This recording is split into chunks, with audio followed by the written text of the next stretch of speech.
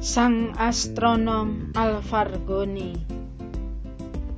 astronom muslim asal Persia abad 9, melakukan penelitian untuk mengetahui diameter bumi dan jarak antar planet pada tahun 829. Menurutnya, bumi memiliki diameter 6.500 mil atau sekitar 1.500 km.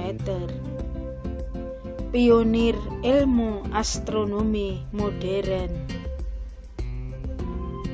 astronom penentu ukuran planet.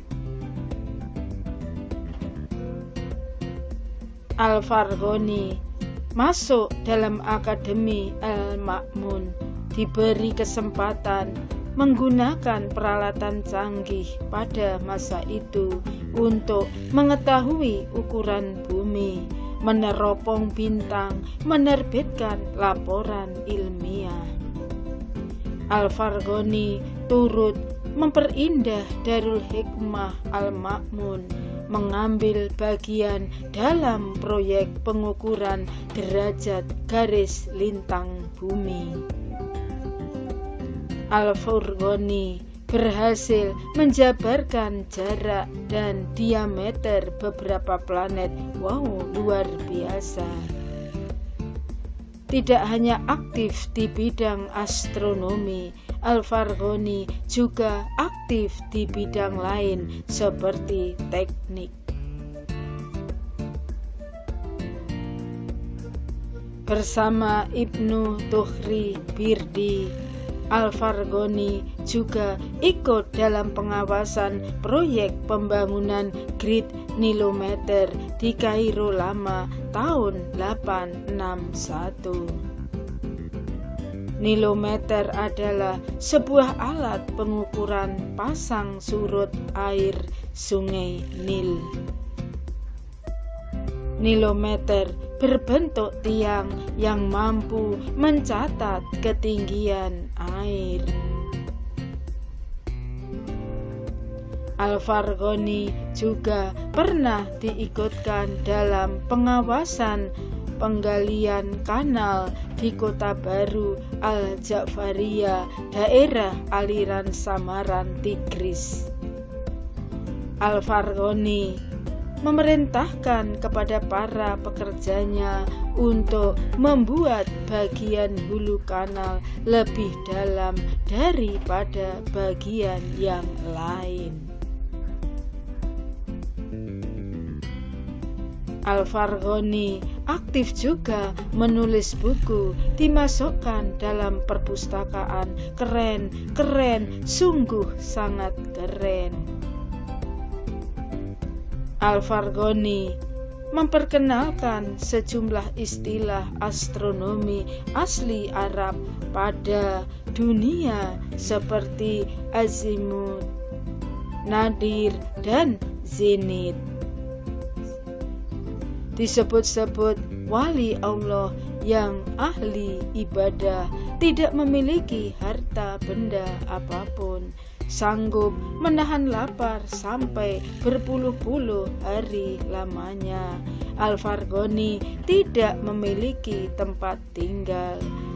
Setiap malam ia hanya tidur dari masjid ke masjid. Sebenarnya Al-Farghoni memang bukan orang berada, namun ia menampilkan diri sebagai saudagar kaya. Berpakaian rangkap, berwarna putih, dilengkapi sorban dan sandal bersih, serta kunci yang menawan. Rahasia apa yang dilakukan seperti itu belum terkuak.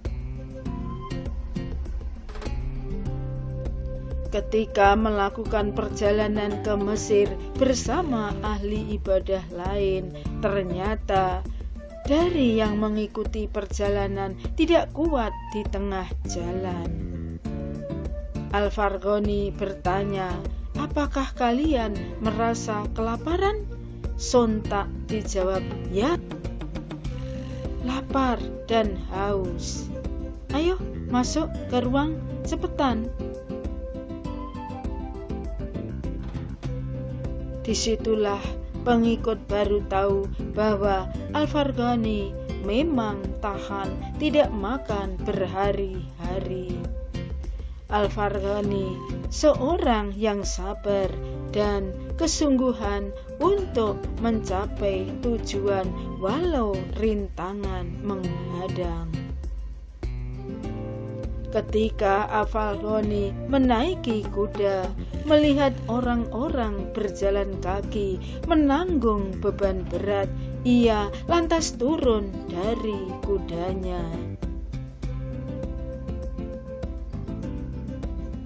Ini menunjukkan seorang yang sopan santun dalam kebersamaan, penuh kasih sayang kepada yang muda, hormat kepada yang lebih tua. Bukan tipe egois dan menang sendiri. Beliau merasa malu melihat penderitaan orang lain. Itulah secuil akhlak yang dimiliki Al-Farghani. Mutiara kata H.R. Tabrani. Satu hari nanti semuanya akan berbalik kepada diri kita semula. Yang menyayangi akan disayangi, yang disakiti akan disakiti, yang menghargai akan dihargai, yang membenci akan dibenci, yang membantu akan dibantu, yang membiar akan dibiar. Belajar tenang karena saya pernah menyesal terburu-buru. Belajar berhenti marah karena saya sering melihat penyesalan karena marah. Belajar ikhlas karena saya tahu Allah Maha Adil. Belajar memulai lagi karena hidup terus berjalan.